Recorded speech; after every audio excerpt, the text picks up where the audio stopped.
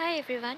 অনেক দিন পর আবার একটা ভিডিও শেয়ার করছি। তো আমার রান্নাঘরটাকে আমি হালকা করে একটু রেনোভেট করেছিলাম, পুরোটা পরিষ্কার করে।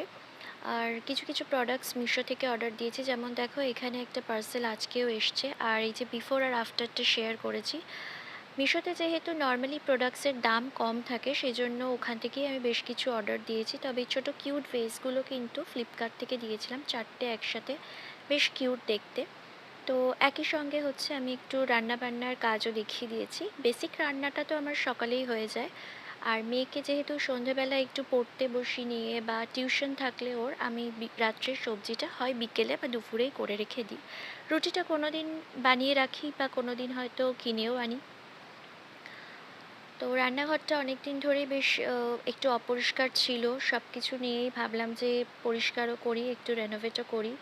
তো সবাই প্লিজ জানিও কেমন লাগলো ভিডিওটা। আর এটা হচ্ছে রান্না করে লাস্টে ছবি দিয়েছি, হচ্ছে তোমার চিলি সয়াবিন করেছি আজকে। আর মিশোর এই প্রোডাক্টসগুলো বেশিরভাগই আমার একদম অ্যাকিউরেট, খুব ভালো প্রোডাক্ট এসছে। এটা হচ্ছে মাইক্রোফাইবার রিইউজেবল টাওয়েল। কেমন হয় অবশ্যই জানাবো। খুব তাড়াতাড়ি দেখা হচ্ছে। সবাই খুব ভালো থেকো। টাটা।